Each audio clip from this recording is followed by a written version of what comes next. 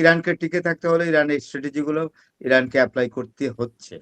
তো middle east থেকে তেল আমদানি, এখন এই ঘোষণার পরে কোনো মিডল ইস্ট তো আর তেল আমদানি করবে না, কোনো দেশও তেল আমদানি করতে যাবে না, সমূহ যুদ্ধ কিনে নিয়ে আসবে নিজের ঘরে, বলেন। সুতরাং it is an effective step I think according to the war or in the situation of the war. এই যে কথাটা বললো যে মিডল ইস্ট থেকে তেল যে সংগ্রহ করবা, তেল যে ইম্পোর্ট করবা, তাকে কিন্তু আমরা দেখবো। I think that it is a strategic dialogue in the war situation, and Iran is very much expert exactly to manipulate the situation by giving statement and by giving the precise target of missile hit. এদিকে মানে ওনার উপদেষ্টা, ট্রাম্পের উপদেষ্টা বলছে যে পরিস্থিতি ভালো না, ইরান থেকে বেরিয়ে আসার পরামর্শ দিলেন ট্রাম্পের উপদেষ্টা। কিন্তু ট্রাম্প কি এটা শুনবে কিনা, মানে ট্রাম্প আসলে কি সিদ্ধান্ত নিতে চাচ্ছে বলে আপনি মনে করেন? মানে যুদ্ধ কি শেষ?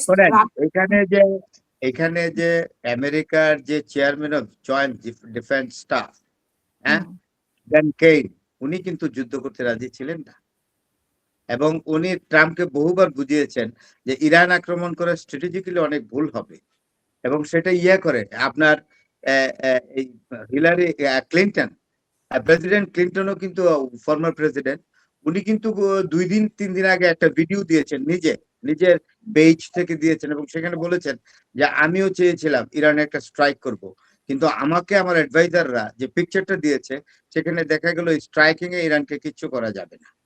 সুতরাং এই জন্য জেনারেল ড্যান কেইন কিন্তু না করেছে যে এটা আপনি যায়েন না, এটাতে আপনাকে it will B A serious losing concern of life and economy.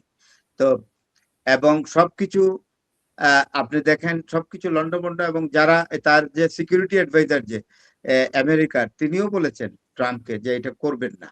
তো তার কারো কথাই শুনে না। আমি যেটা মনে করি, কংগ্রেস এবং Senate should go unitedly exactly to bring down him from the seat of the presidency. প্রেসিডেন্টের পদ থেকে তাকে নামে, আমি মনে করি যে নামিয়ে ফেলা উচিত তাকে, আমেরিকার প্রেসিডেন্টের পদ থেকে তাকে টেনে হিসেবে নামানো উচিত, যেটাকে বলে impeachment. Congress and Senate should bring an impeachment bill against President Trump exactly to remove him from the presidency of the United States of America. আপনার কাছে আরেকটা বিষয়, তুরস্কের বিষয়টা একটু শুনতে চাই, যে তুরস্ক তো আঘাত হচ্ছে, এবং মধ্যপ্রাচ্যের এখন মানে কি পরিস্থিতি হবে মধ্যপ্রাচ্যের ব্যাপারে, ইরানের সিদ্ধান্ত কি অটল থাকবে কিনা? তুরস্কের এখানে একটাই কাজ আছে, নেগোশিয়েট করা, যুদ্ধ বন্ধ করার। তুরস্কের এখন একটা কাজ আছে, এরদোগান বুদ্ধিমান মানুষ, বহুদিন ক্ষমতায় আছেন, he knows the world politics and geopolitics very clearly, সতর্ক করছে। হ্যাঁ, ইরান তো তুরস্ক যদি নিজেরও ভালো চায়, আমি মনে করি যুদ্ধটা যদি নিজের ঘরে না নিতে চায়, সুতরাং এটা করবে, তুরস্ক যুদ্ধ করবে না। ডোনাল্ড ট্রাম্পকে বলা উচিত যে আপনি যুদ্ধ বন্ধ করেন, তা না হলে আমার দেশে যে বেসটা আছে, টার্কিতেও বেস আছে, নেটো বেস আছে, আমেরিকান বেস আছে, বোধহয় আমেরিকান নাই, বোধহয় নেটো বেস আছে, যে আমি নেটো বেস রাখতে পারবো না, কারণ নেটোর উপরে তো আক্রমণ করবে।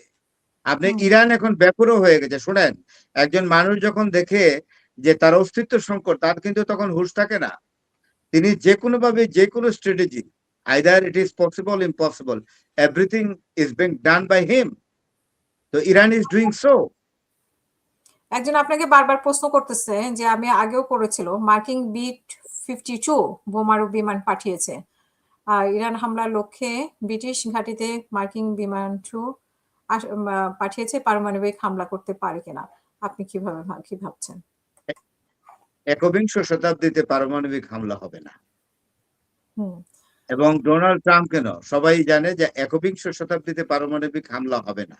এখন পারমাণবিক হামলা হলে সারা বিশ্বের যে ইকোনমিক চেইনটা, অর্থনৈতিক যে চেইন, সেটা একেবারে ডেস্ট্রয়েড হয়ে যাবে, এবং আপনি দেখবেন পৃথিবী একটা দরিদ্র সংকুল অবস্থায় পর্যবসিত হবে।